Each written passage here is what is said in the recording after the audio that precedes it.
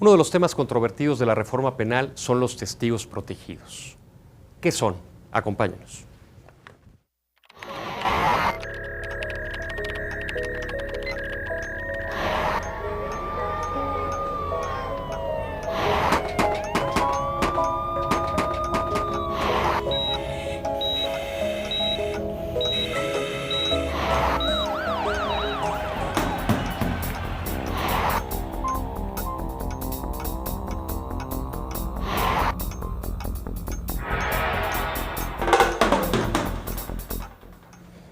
¿Qué tal, amigos y amigas? Bienvenidos a una emisión más de su programa Expediente INACIPE.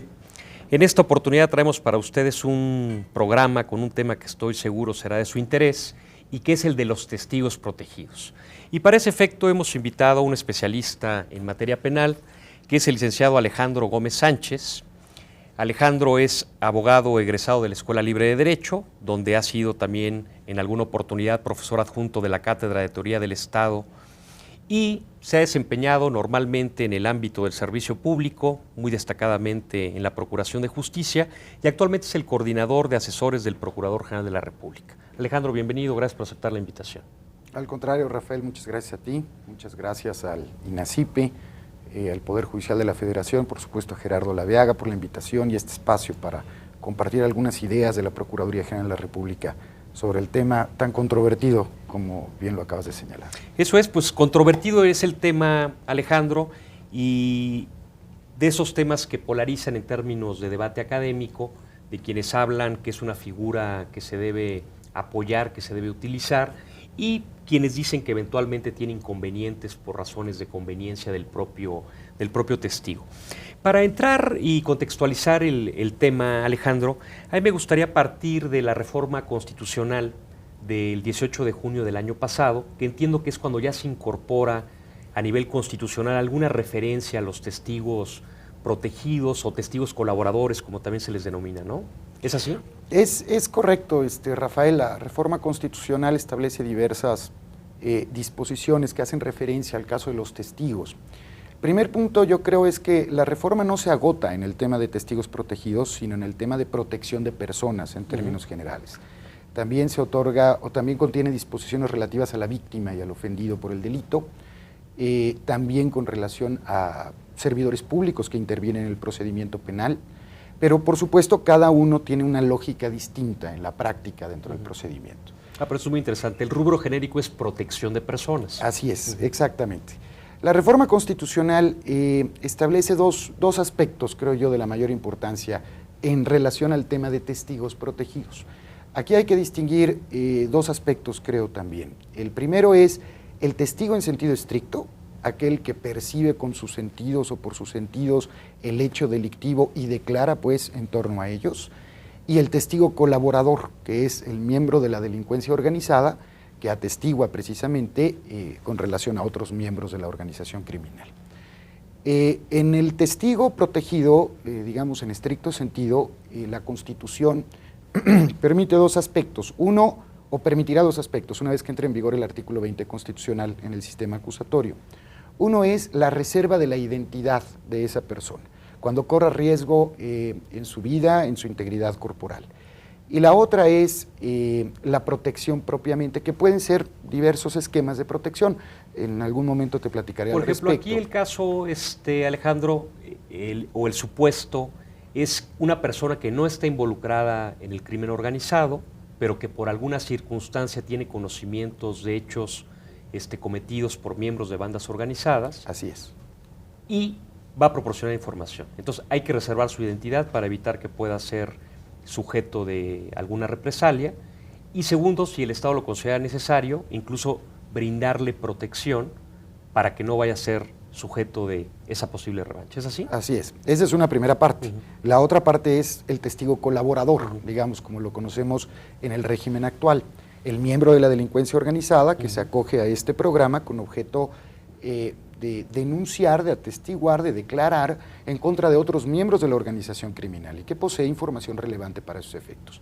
La Constitución establece que la ley determinará cuáles son los beneficios que se podrá otorgar a este testigo colaborador, que normalmente han sido, o al menos en el régimen vigente que tenemos ahorita, la reducción de la pena, en el caso de que se trate de una persona que está sujeta a proceso, la reducción de la pena en alguna otra cantidad o alguna otra proporción cuando se trata de una persona que ya está sentenciada, y en el caso de que no exista averiguación previa en su contra, que los hechos o los datos que aporte de autoinculpación no se tomen en cuenta precisamente en su contra al respecto. Esto también tiene que ver mucho, por supuesto, con el tema de los criterios de oportunidad.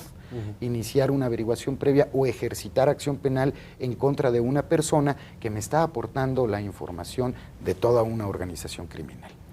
Digamos que son los aspectos básicos, digamos, que de alguna forma cubre la reforma constitucional. Y también, bueno, como comentaba yo hace un momento, el testigo protegido, el testigo colaborador, no solamente se le pueden otorgar beneficios eventualmente, sino que también se le puede otorgar estrictamente protección, en caso de que sea necesario, y reservar su identidad.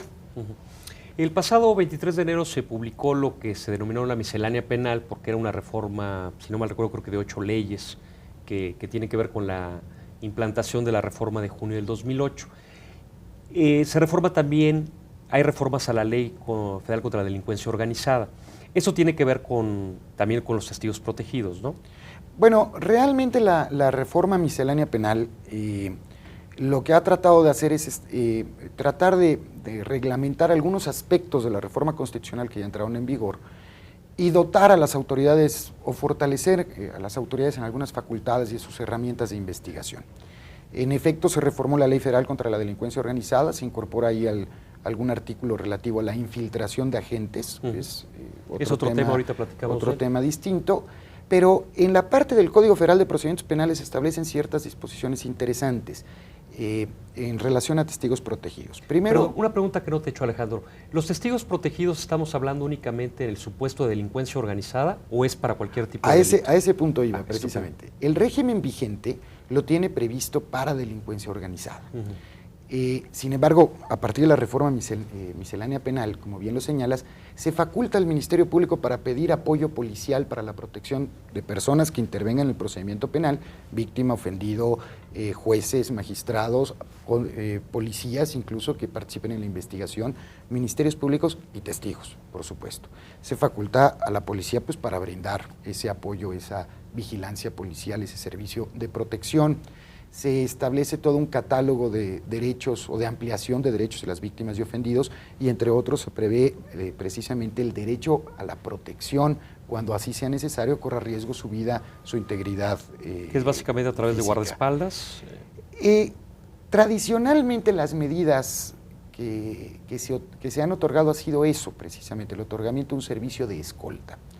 Escolta que no se agota en el testigo o en la persona clave, sino que se puede ampliar a sus familiares o incluso personas que estén relacionadas con él de forma íntima, porque bueno, pues la amenaza no solamente recae en el testigo, recae en su esposa, recae en sus hijos, recae en algún familiar o en alguna otra persona. Entonces se puede ampliar en muchas ocasiones. También la posibilidad de reubicación, digamos, el testigo que tiene hecha su vida normal en Chihuahua y lo que hace el Estado es reubicarlo en Chiapas y otorgarle posiblemente un empleo, darle alguna facilidad económica o algún tipo de apoyo económico en lo que pues, empieza un negocio o alguna cosa así. ¿También hay cambio de identidad, Alejandro, o ese sería un paso posterior? Yo creo que ese sería un paso posterior. Hasta este momento no lo tenemos todavía en nuestro sistema jurídico. Es una de las medidas que recomiendan los instrumentos internacionales, la Convención de Palermo, la Convención contra la Corrupción, la Ley Modelo para América Latina de Testigos Protegidos, que elaboró la Oficina de Naciones Unidas contra la Droga y el Delito, las reglas de Santiago, que es en el marco de la Organización de Estados Americanos, también lo recomiendan, pero el cambio de identidad conlleva otra serie de consecuencias jurídicas, por supuesto. La primera consecuencia es, ¿qué pasa si hoy me llamo Alejandro Gómez, mañana me llamo Pedro Pérez, y mis obligaciones, mi cúmulo de derechos y obligaciones frente a terceros, pues también va a tener ciertas consecuencias? Sí, en principio es otra persona jurídica, ¿no? Así es suprimir una personalidad jurídica y crear una nueva personalidad jurídica. Y en la personalidad jurídica que se suprime, bueno, pues hay que atender las obligaciones que le correspondían, pago de alimentos a hijos y cónyuge, por decirte, es un primer ejemplo. ¿Qué pasa con mis propiedades? Hay que cambiar los registros públicos. Son varios aspectos que intervienen. Sí, deudas de carácter civil que puedan existir, etcétera. Por supuesto, etcétera. así es. Y me imagino que en estos supuestos la recomendación de los instrumentos internacionales ya es en casos extremos, por supuesto, ¿no? Por supuesto, así es. No hay una, digamos que la ley modelo y las reglas de Santiago no establecen una forma de tasar el tipo de información que se va a aportar para poder decir, bueno, escolta, reubicación, cambio de identidad, vigilancia del domicilio. No hay todavía una tasación a ese respecto. Todavía está mucho al criterio de la gente del Ministerio Público Integrador de la Sí, y aquí debe ser atendiendo al caso particular, desde luego, ¿no? Por supuesto, así es, en efecto. Y la relevancia de la información es algo de la mayor importancia para determinar la medida a aplicar. Alejandro, las recompensas que nos gustaría que nos hablaras cómo están reguladas, si es que lo están, ¿qué relación tienen con los testigos protegidos?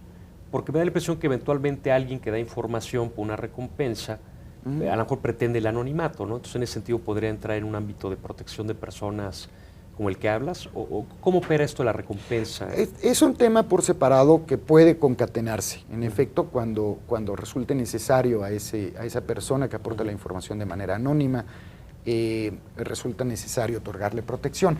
Pero antes de entrar a eso, yo quisiera, si tú me permites, concluir el tema de testigos protegidos con algo que creo que es una de las partes controvertidas. El valor de la prueba testimonial o del testimonio del testigo protegido. La jurisprudencia o las tesis de jurisprudencia de los tribunales colegiados han señalado que el testigo protegido no debe entenderse como una recompensa o no debe entenderse precisamente como la actividad del Estado, la acción del Estado de comprar al testigo para que declare lo que el Estado desea. Que de hecho esa es la principal crítica a la recompensa. Exactamente, no. El testigo protegido debemos verlo como una acción del Estado que tiende a minimizar la amenaza o la intimidación de la delincuencia organizada precisamente para que el testigo no aporte la información que tiene. No es una recompensa y no es sobornar al testigo para que declare lo que el Estado desea que declare. No, y en su caso me imagino que también incentivar, ¿no? Y es incentivar. Ahí hay una serie de terceros fuera en la sociedad que probablemente conocen de un hecho delictivo, pero que prefieren no meterse en problemas, y a lo mejor con el incentivo la recompensa, igual colaboran. O de la protección, por supuesto, sí, así es exactamente. Los tribunales colegiados lo que han señalado es que el testigo protegido es una prueba que debe valorarse en conjunto con las reglas generales de valoración de la prueba, y por tanto el testimonio tiene que conjugarse con otros elementos de prueba para poder establecer finalmente la verdad histórica de los hechos. Y lo valorará el juez a su prudente arbitrio, con las reglas de valoración de Ley Federal contra la Delincuencia Organizada y de Código Federal de Procedimientos Penales. El caso de la recompensa.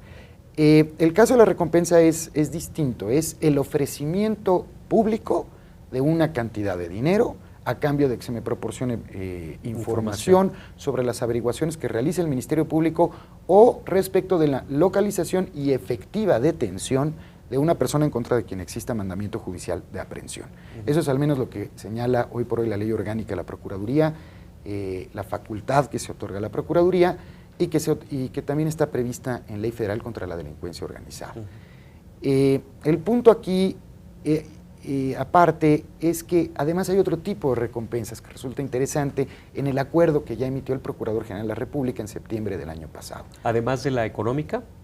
La recompensa ortodoxa, que es esta que acabamos de describir, y la recompensa periódica, que es otorgar recompensa a una persona que por sus características personales está en posibilidad de otorgar constantemente información que se acumule y que pueda ser procesada para generar productos de inteligencia. Posiblemente no es información que me sirva para detener a una persona en ese momento preciso, pero sí es información que acumulada al paso del tiempo me puede servir para establecer para otro tipo de procesos que vayan surgiendo. Por ejemplo, por poner un ejemplo. Eso es muy interesante, Alejandro, pero ahorita tenemos que ir a un corte, regresamos con esta información, no se vayan.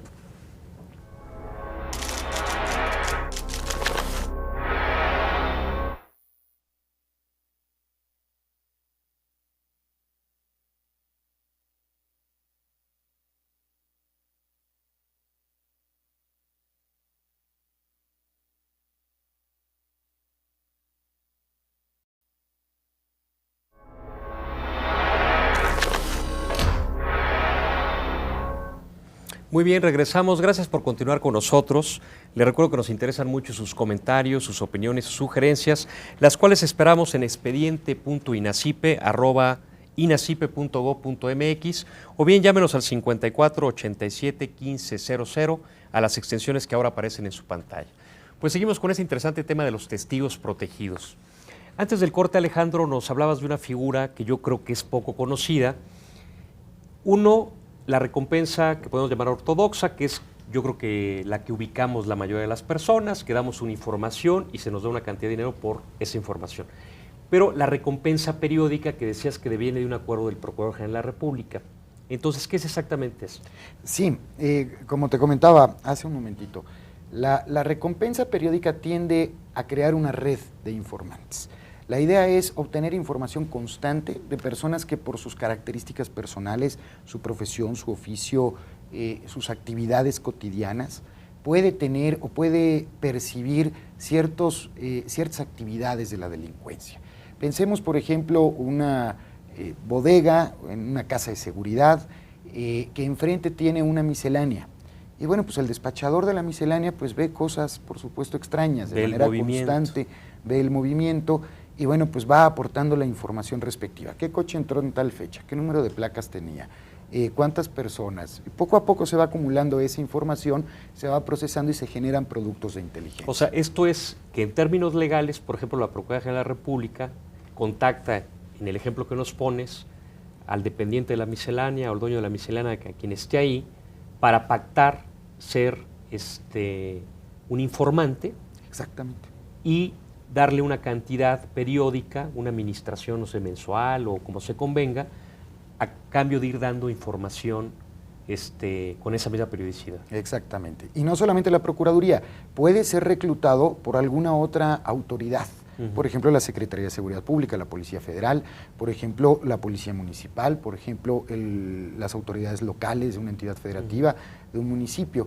Reclutan a la persona, nosotros aportamos este pago periódico y se va acumulando la información hasta generar un producto de inteligencia que luego es compartido con las autoridades competentes y se generan los operativos correspondientes. Sí, claro, porque a lo mejor un dato en particular por sí solo no es relevante, ¿no? Pero ya toda la información sumada a otra que se obtenga por otros medios, por la propia policía, por la propia institución. Y ligada con otros informantes. No se trata nada más de uno para un caso en particular, sino puede ser el despachador de la miscelánea, puede ser el bolero de la esquina, puede ser, pues cualquier persona que tenga por sus características o su oficio, su profesión, sus actividades, acceso a esta información. Y es propiamente lo que se denomina trabajo de inteligencia, ¿no? Así es. Eso es ir generando información, tener la capacidad para interpretarla, para después tomar decisiones con eso, ¿no?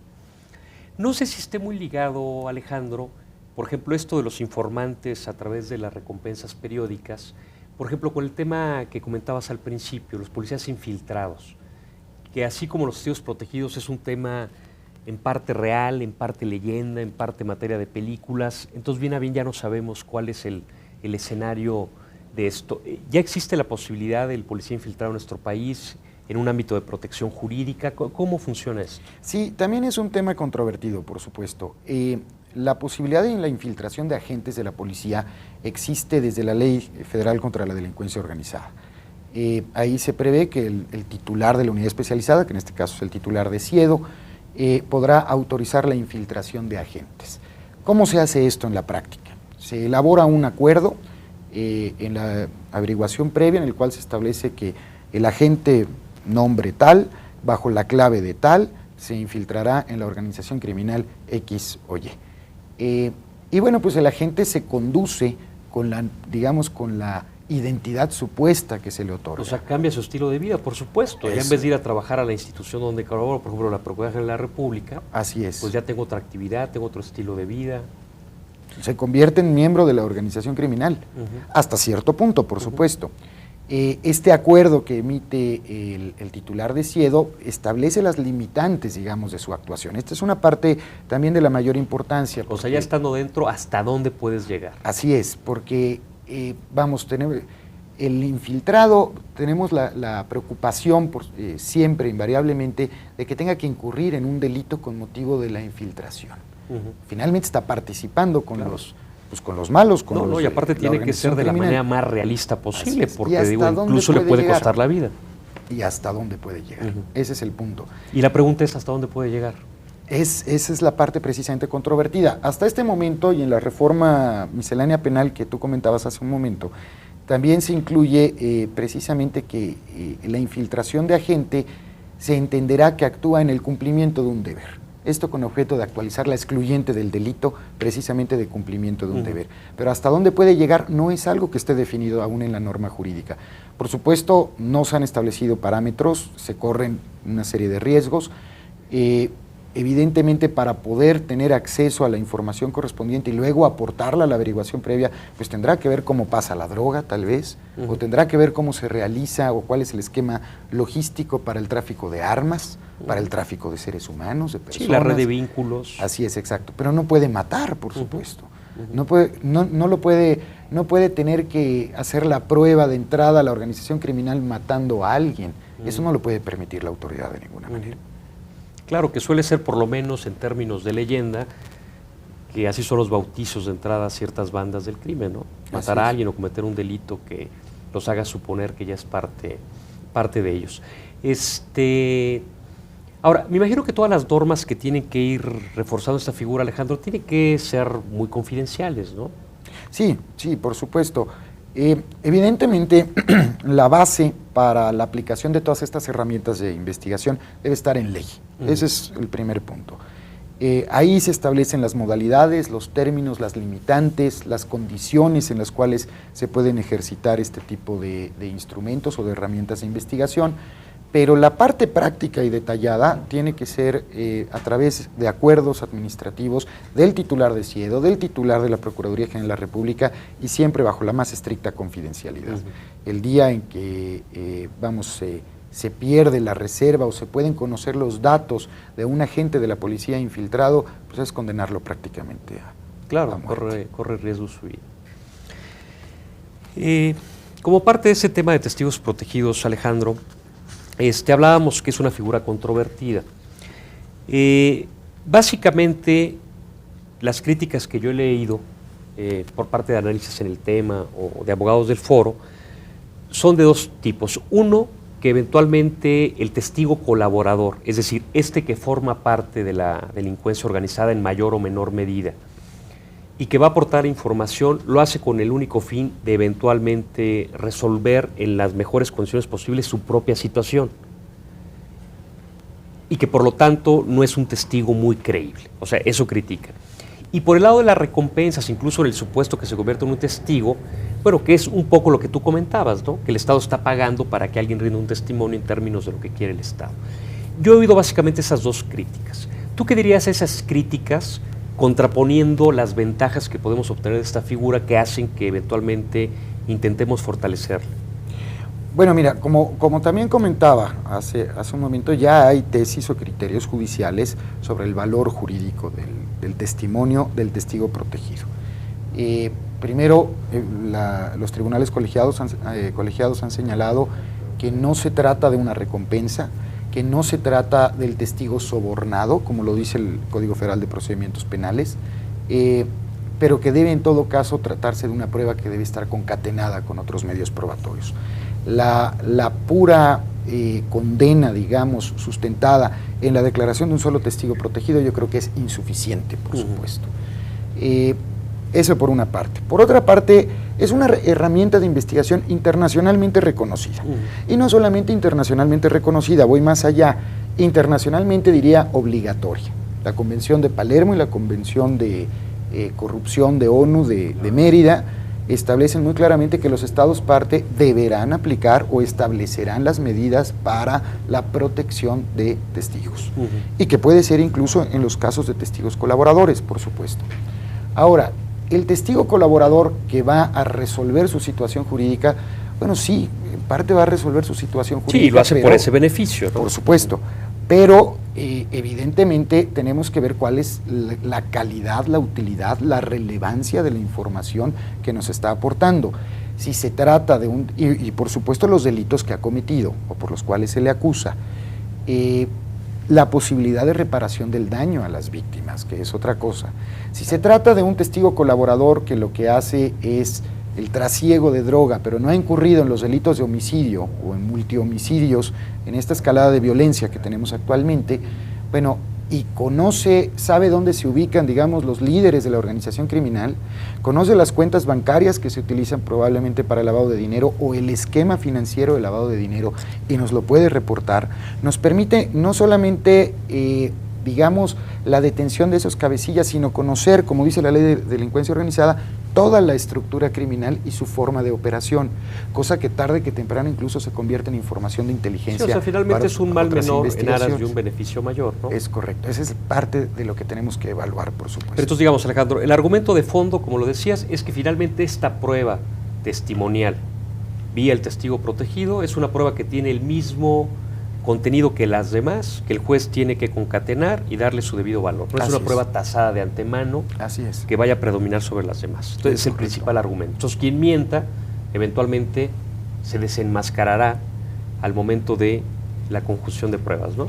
Incluso hay tesis, alguna tesis de tribunal colegiado derivada de un caso interesante, ofrecieron como prueba la prueba de psicología forense, de examen psicológico forense, al testigo protegido para establecer su personalidad y demás. Y el tribunal colegiado dijo que era improcedente esa prueba, porque se metía o incidía en la intimidad de la persona, que en todo caso hay que valorar la testimonial del testigo protegido, pues en función de todo el cúmulo probatorio, de tal forma que si existen contradicciones entre lo que el testigo protegido dice y los otros testimonios y los otros elementos probatorios, bueno, pues se desestimará la prueba, por supuesto. Y obviamente si la persona trata de ingresar al programa de testigos protegidos o quiere beneficiarse de las medidas de protección aportando información falsa o aportando información insuficiente o con el único propósito precisamente de resolver su propia situación, bueno, pues se le retira la protección y se le sujeta al proceso correspondiente. Y ahorita que lo mencionas, Alejandro, existe un programa como tal, ¿no? O sea, un programa de testigos protegidos. Existen una serie de disposiciones administrativas en CIEDO, sí. Todavía no llegamos a la generación del programa de manera completa. Esto, digamos, la base jurídica para hacerlo quedó en una iniciativa que se presentó en el Congreso de la Unión en el año de 2005, que establecía muy claramente, bueno, se proponía crear un programa de infiltración de agentes y crear un programa de testigos protegidos y las reglas básicas al respecto. Pero ya debidamente vertebrado y estructurado. Pero no se alcanzó a aprobar en el Congreso de la Unión, en la administración anterior. No deja de ser una iniciativa que está ahí, que el Ejecutivo Federal o que las dependencias de la Administración Pública Federal hemos seguido impulsando con el propósito de establecer las bases para ello. Aquí quisiera comentarte algo interesante, ¿no? México a ese respecto está un poquito atrasado. Estados Unidos tiene una ley en materia de testigos protegidos desde los años 70. Y programas establecidos. Y programas establecidos incluso hasta a nivel federal, ¿no? Así es, a nivel federal y en el ámbito de los estados de la Unión Americana. Colombia tiene un programa de testigos protegidos también previsto en ley desde los años 90. Venezuela, Ecuador, Argentina, Brasil, todos tienen sus respectivas disposiciones jurídicas y ya sea que tengan una ley o ya sea que tengan un programa perfectamente bien establecido. Nosotros no hemos podido llegar a ello porque aún no se logra establecer en la ley la obligación del Estado de crear un programa y de establecer las bases al respecto. Ahora, esta ya es una opinión que te pido personal, Alejandro, más allá de las cuestiones técnicas. ¿Cuál es nuestro miedo a este tipo de programas? ¿Por qué crees tú que esto se ha frenado? Bueno, precisamente creo yo por la crítica que se ha visto en los medios de comunicación. ¿En contra del garantismo? Esa es una primera parte. Yo creo que hemos tenido miedo por dos razones. Uno, por la probable violación de garantías individuales, por el llegar a concebir que una persona pueda ser condenada a una X cantidad de años de prisión por la declaración de una persona comprada por el Estado, cosa que, como te comento hace un momento, no es el caso ni pretendemos llegar a ello. Pero es la crítica. Pero es la crítica precisamente. Y el otro componente es la parte de confianza en la autoridad. el abandono que ha tenido las instituciones de seguridad pública durante tantos años y que se reflejan de alguna manera en la escalada de violencia que tenemos actualmente, pues ha generado también esa desconfianza del ciudadano a sus instituciones, a las corporaciones policiales, al Ministerio Público. Y dice, bueno, si tenemos policías y ministerios públicos que han incurrido en actos de corrupción, ¿cómo me puedo yo fiar de que al incorporar a una persona en el programa de testigos protegidos, pues no lo está comprando realmente, ¿no? Sí, entonces genera confianza, y una vez que generes confianza, te doy los instrumentos, ¿no? Podría ser un poco la Yo creo que tenemos que construir las del dos pueblo cosas. en México, ¿no? En mi opinión debemos construir en paralelo. Ya hoy por hoy estamos construyendo policías bajo un esquema de profesionalización, de selección rigurosa, de reclutamiento, de control de confianza, de certificación a partir de la reforma constitucional y por supuesto de la Ley General del Sistema Nacional de Seguridad Pública.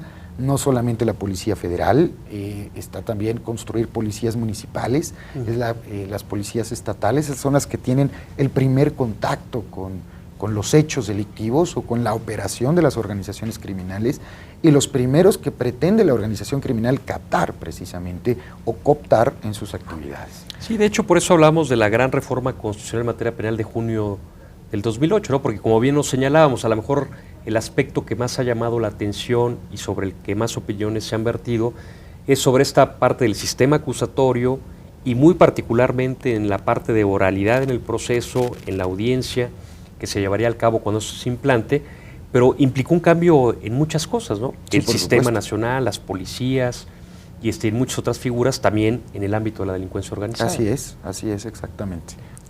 Cuando hablabas de testigos protegidos y de testigos colaboradores, Alejandro, mencionabas también que eventualmente cuando así se considere, se va a reservar la identidad de este testigo. Decíamos que la razón lógica para esto es preservar la identidad en aras de prevenir una posible venganza por parte de a quienes esté acusando. Ahora, y la crítica en ese sentido que yo he escuchado es que el imputado dice, ¿cómo me voy a defender del dicho de alguien que no sé quién es? Esta parte, ¿cómo la resolvemos en términos de derechos y garantías de las partes en el proceso? Bueno, con el mismo cúmulo probatorio, la testimonial, cualquier testimonial, e incluyendo la del testigo protegido, tiene que señalar la razón de su dicho. Eso es algo esencial, es decir, ¿por qué conocí por los sentidos los hechos respecto de los cuales estoy declarando?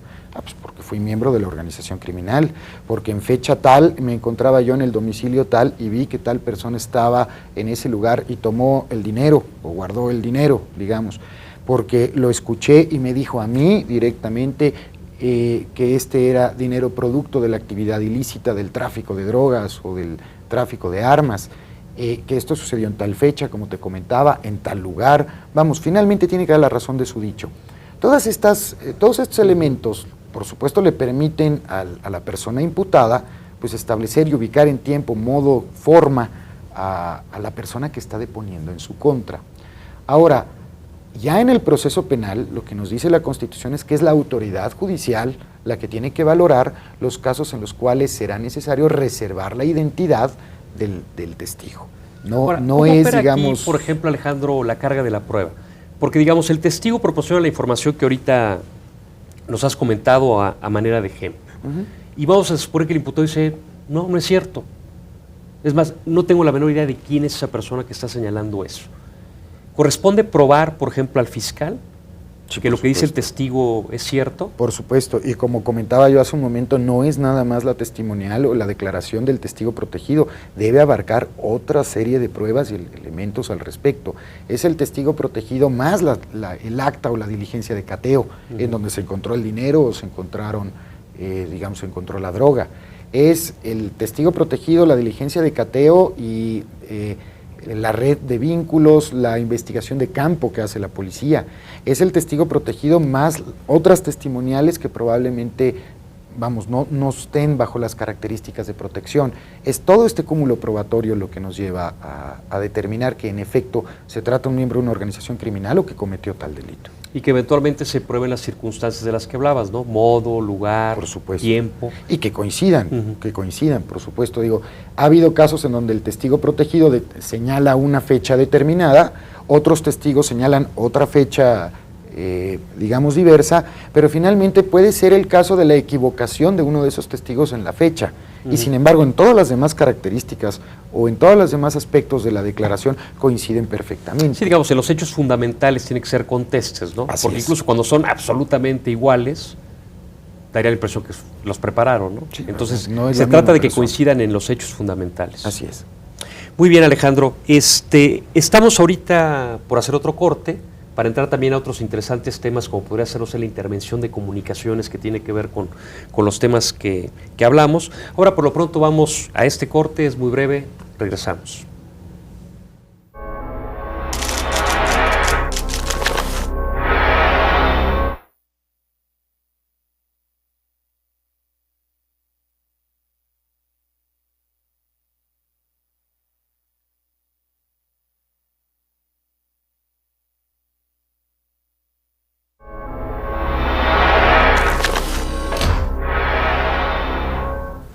Muy bien, regresamos. Gracias por continuar con nosotros. Les recuerdo, como lo hacemos siempre, que nos interesan mucho sus opiniones, sus comentarios, sus sugerencias. Escríbanos a expediente.inacipe@inacipe.gov.mx o bien llámenos al 5487-1500 a las extensiones que ahora aparecen en su pantalla. Les recuerdo, por favor, si nos hace, cuando nos deja algún buzón, por favor déjenos sus datos para podernos reportar con ustedes. Bueno, pues vamos a continuar, Alejandro, con este interesante tema de testigos protegidos y temas que tienen que ver con la delincuencia organizada. Y vamos a otro tema que también es controversial, que es el de la intervención de comunicaciones, que también entiendo está regulado ya desde hace tiempo en la Ley Federal contra la Delincuencia Organizada. ¿Cuál es el estatus ahora de las intervenciones y cuáles son sus supuestos para que los autorice un juez? Bueno, como tú sabes, la intervención de comunicaciones privadas se incorporó en la Constitución desde que se incorporó también el concepto de delincuencia organizada en la misma. Primero se creó la garantía individual de que las comunicaciones son inviolables, pero pueden ser intervenidas por la autoridad mediante autorización judicial y en los supuestos que prevea la ley. ¿Cuáles son los supuestos? Bueno, pues que haya indicios suficientes y razonar de manera fundada a la autoridad judicial la necesidad de la medida, señalando el tipo de o la comunicación que va a ser intervenida, la duración de esa intervención, el tipo o el espectro de comunicaciones que se tienen que intervenir, las personas a las cuales se pretende intervenir en sus comunicaciones privadas, qué es lo que se le tiene que dar al juez, y el juez ya expide una autorización con digamos, las condiciones, las limitantes, personas, tipo de comunicaciones, duración, etcétera, para tales efectos. Claro. Ahora, en este caso, Alejandro, también estamos hablando nada más de delincuencia organizada, ¿verdad? No. ¿Aquí sí ya es en general? Sí, aquí habría que abarcar otro tipo de supuestos. Primero, el primer aspecto es que cuando se incorporó la intervención de comunicaciones en la Constitución se dijo en los términos que señale la ley y tratándose de entidades federativas, también se puede pedir autorización a la autoridad judicial federal, pero por parte del titular del Ministerio Público de una entidad federativa. Esto es el Procurador General de Justicia de un Estado, puede pedir intervención de comunicaciones o esa autorización a la autoridad judicial federal. Y la Ley Orgánica del Poder Judicial de la Federación ya establece que se otorgan este tipo de autorizaciones en materia federal en tratándose de delincuencia organizada, y en materia local en tratándose de ciertos delitos específicos que la propia ley ahí determina, homicidio, secuestro, robo de vehículos y, vamos, no recuerdo ahorita cuál otro. Pero de una gama de delitos. De una gama de delitos. Ahora, ¿qué hizo la reforma miscelánea penal que ya hemos mencionado aquí en el programa? Bueno, primero, y esto a partir también de la reforma constitucional, primer punto es, ya no se requiere autorización judicial para aportar una grabación, para aportar el contenido de una comunicación privada, siempre y cuando quien lo aporte sea uno de los interlocutores de esa comunicación. Es decir, por ejemplo, ahorita, tú y yo sostenemos una comunicación, yo la estoy grabando y después, siempre que sea yo, puedo aportar esa comunicación, esa grabación a la averiguación previa o al proceso penal. Si tú y yo la aportamos, que somos los que tuvimos la conversación telefónica, por ejemplo, pese a que el otro no supiera que está siendo grabada, así es, no es ilegal, así es, porque yo intervino. Así es, okay. Tal cual como lo acabas de señalar. Ahora, la ratio legis de esto, la razón es sacar información, provocar la información. Es decir, yo te hablo ya con el deliberado propósito de que me contestes cosas que en otras circunstancias no me contestarías. ¿Eso es un poco eso? No estrictamente. Nos enfrentamos antes de la reforma constitucional a muchos supuestos, como este, en donde llegaba una persona y decía, bueno, es que yo grabé a tal o cual diciendo que iba a cometer el delito de tal, o que había intervenido en el delito de tal, o lo grabé en el momento en el cual señalaba que iba a cobrar X cantidad de dinero. Pero era ilegal. Pero era ilegal. Había criterios encontrados, precisamente. Entonces, bueno, la reforma constitucional nos viene primero a disipar dudas al respecto. Uno no es violatorio de la garantía de inviolabilidad de la comunicación privada que el interlocutor que participa en esa comunicación pueda aportar. Y yo creo que es perfectamente válido. Pese y eso a que ya está vigente actualmente. Exacto. Pese a que el otro no conozca o no sepa que está siendo grabado. El otro punto es...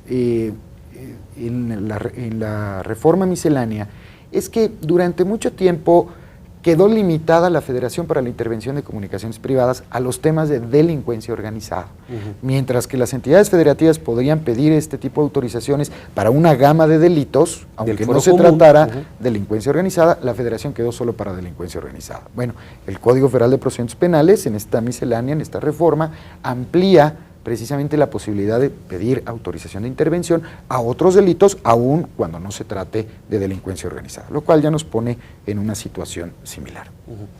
Ahora, normalmente relacionamos, la mayoría de la gente, Alejandro, cuando hablamos de intervención de comunicaciones, al teléfono.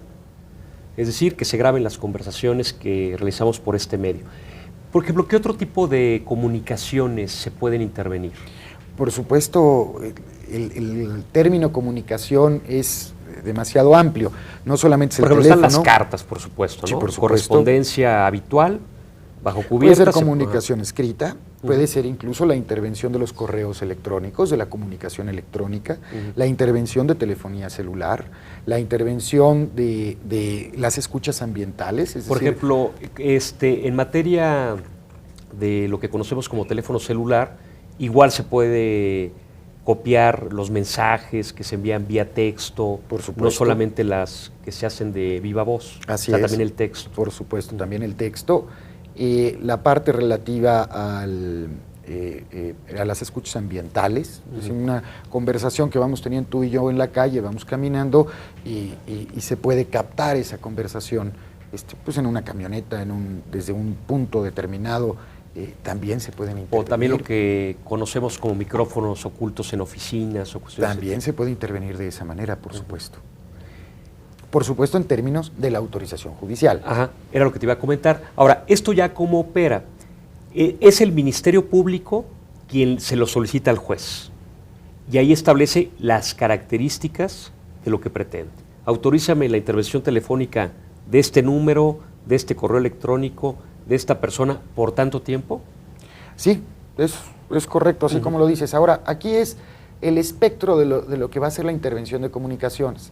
Si la autorización judicial viene por el número telefónico tal, realmente no me va a ser de mucha utilidad, porque si el señor no utilizó ese número telefónico y utilizó otro, pues resulta que no lo pude intervenir.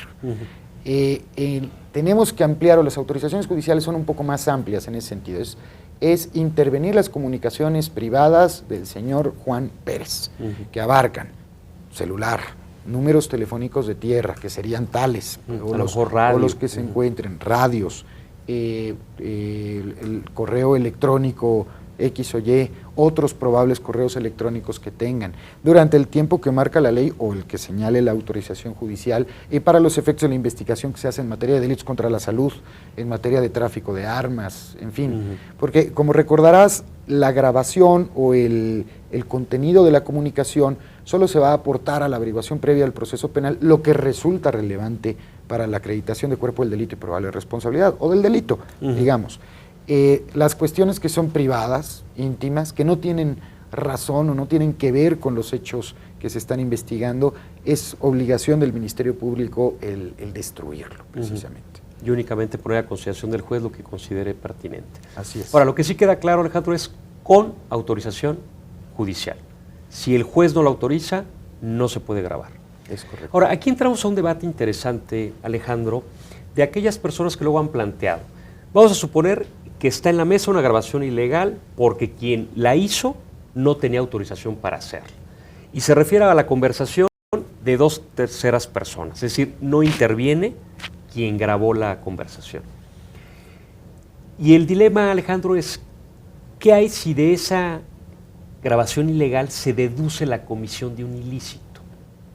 Bueno, es un punto interesante Que le corresponde más al Poder Judicial que obviamente al Poder Ejecutivo a través de las procuradurías, creo yo, ¿no?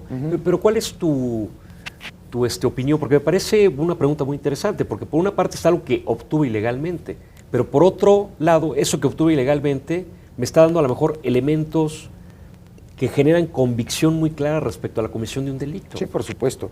Yo creo que, vamos, en efecto estamos ante una comunicación intervenida de forma ilegal, obtenida de manera ilegal. Y hay que distinguir entre la forma de obtención y el contenido. Si del contenido se desprende la comisión de un delito, es obligación del Ministerio Público iniciar la averiguación previa y realizar la investigación correspondiente. ¿De quién hizo? Hay noticia criminal y por tanto hay elementos suficientes para proceder de oficio. Y otra cosa será proceder por la forma de obtención de esa comunicación, que también constituye un delito el intervenir sin autorización judicial comunicaciones privadas. Y aquí también hay que distinguir otra cosa importante y que todavía nos complica o hace las cosas incluso más complejas. Vamos a pensar que esa comunicación privada llegó de manera anónima a un periodista. Sí, que además es como suele ser.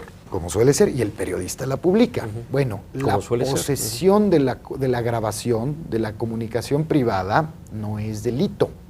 Ese es, vamos, a mí me llegó de forma anónima. El periodista no está incurriendo en un delito por recibir la comunicación. Ni por divulgar. Ni por divulgarlo, porque pues está, por supuesto, en su derecho a la información. Sin embargo, eso nos lleva también a otro tema, que es parte de lo que comentábamos en algún momento, hasta dónde los periodistas deben difundir este tipo de información y tienen esa responsabilidad de colaborar con la justicia antes de perseguir, digamos, la nota, ¿no? Es otro tema también de particular interés, por supuesto. Oye, Alejandro, que sea de tu conocimiento, ¿el Poder Judicial Federal ya se pronunció respecto a esto? Me imagino que sí, declarando que son ilegales esas pruebas. Sí, por supuesto. Digo, ya hay jurisprudencia en donde la grabación o la comunicación privada obtenida ilícitamente no constituye prueba, por supuesto. No puede ser. Y tiene que ser desechada. Diga lo que diga y tengamos la seguridad de que lo que se dijo sea así. Así es correcto. Es un tema interesante. Ahora, Alejandro, siguiendo con esto de las intervenciones, por ejemplo, si la autoridad fue autorizada a realizar la intervención de teléfonos fijos, por ejemplo, esto se hace desde luego a través de las compañías telefónicas que manejan ese número, ¿no? O sea, existe la obligación de coadyuvancia por medio de las empresas. Sí, así es. Sí, incluso se acaba de reformar la Ley Federal de Telecomunicaciones, también recientemente mediante decreto publicado en el Diario Oficial, y esto también a partir del acuerdo por la legalidad, la justicia y la seguridad.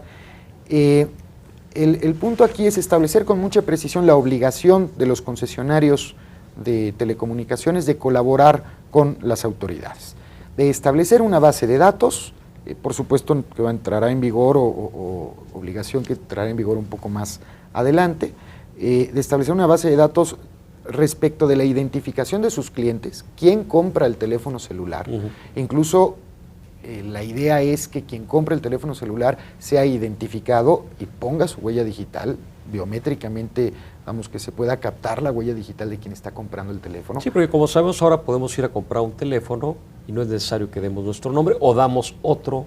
Así es, y por eso encuentras secuestradores que tienen 10 teléfonos celulares y que están utilizando todos al mismo tiempo, y bueno, pues así es, por supuesto, más difícil localizarlos o identificarlos. También tienen que tener un registro de las llamadas que salen de X celular o de X teléfono fijo, por supuesto, y tienen que proporcionarlas a la autoridad cuando la autoridad los requiera. ¿Quién los va a requerir?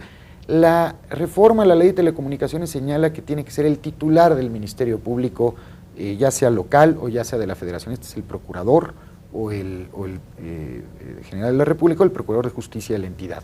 Ahora, por lo delicado del tema, por eso supuesto está ese filtro, ¿no? Que La solamente ley- sea el titular. La ley no ha querido que sea cualquier agente del Ministerio Público. Podría haber abuso. Porque podría haber abuso, exactamente. Sin embargo, sí es necesario agilizar el intercambio, la colaboración o obtener este tipo de información, sobre todo en los temas de secuestro. Es ahí donde resulta básica la colaboración de los concesionarios telefónicos. La simple posibilidad de poder georreferenciar la ubicación del teléfono celular, digamos en una cuadrícula, en un radio más o menos bien delimitado, digamos 50 kilómetros, una cosa así, nos ha permitido en muchas ocasiones llegar a tiempo a rescatar a la víctima. Esto quiere decir que el teléfono celular puede provocar la localización de una persona como si tuviese un chip. Así es, exactamente. Claro que esto es un tema igualmente controvertido desde el punto de vista administrativo, desde la parte de los concesionarios, porque implica la incorporación de tecnología. Este ha sido uno de los aspectos que fueron debatidos en el Congreso muy ampliamente, que señalaron los concesionarios, y el incorporar tecnología o medios tecnológicos para poder llegar a generar estas bases de datos y a poder colaborar con la agilidad y oportunidad que las circunstancias actuales del país requieren, pues implica también un costo que seguramente será impactado tarde que temprano a los usuarios. Sí, porque digo, el registro y la huella digital, por supuesto, eso lo tienen que implementar, no existe. Ahora, el registro de llamadas sí lo tiene, ¿no? Digo, Sí, quienes tenemos un teléfono celular sí. que nos llega un estado de cuenta, bueno, pues ahí vienen todos los teléfonos, eso ya lo tienen. Así es. Pero sí, por supuesto, algunas otras cosas lo van a tener que hacer.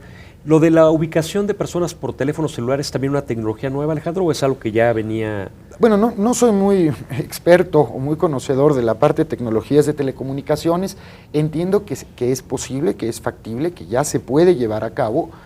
Sin embargo, como te decía, sí, seguramente requerirán los concesionarios implementar algunos nuevos dispositivos o algunos nuevos sistemas para poder llegar al nivel de referencia o georreferenciación que es el que queremos, ¿no? O que es el ideal o el idóneo para poder atender estos fenómenos. Claro, pues todo esto es muy interesante, Alejandro. Todos los temas tienen que ver casi todos con delincuencia organizada. Ya nos decías que algunos referidos a comunicaciones también es para cierta gama de delitos del fuero común. Y pues yo te agradezco mucho, Alejandro, que nos hayas ilustrado sobre este tema que básicamente se refiere a los testigos protegidos, pero que fuimos desgranando una serie de temas relacionados de alguna manera, y todos ellos con la delincuencia organizada, que son controvertidos, que hay que decirle a la gente cuál es la ratio legis, la razón del legislador, de por qué se solicitan estas nuevas herramientas para luchar con, no tengo ninguna duda en decirlo, este flagelo que ahora nos está azotando, y que bueno, hay que combatirlo de la manera más inteligente y con toda la imaginación y con todas las posibilidades que nos dé la tecnología para eso. Bueno, pues yo le agradezco muchísimo a Alejandro Gómez Sánchez, coordinador de asesores del Procurador General de la República, el que nos haya acompañado el día de hoy. Alejandro, gracias. Al contrario, Rafael, muchísimas gracias, y muchas gracias al INACIPE, Poder Judicial de la Federación, a Gerardo y bueno, pues a todo el equipo de trabajo. Muchas gracias. Y gracias a ustedes por acompañarnos. Recuerden que tenemos una cita aquí el próximo lunes a las 7 de la noche. Gracias.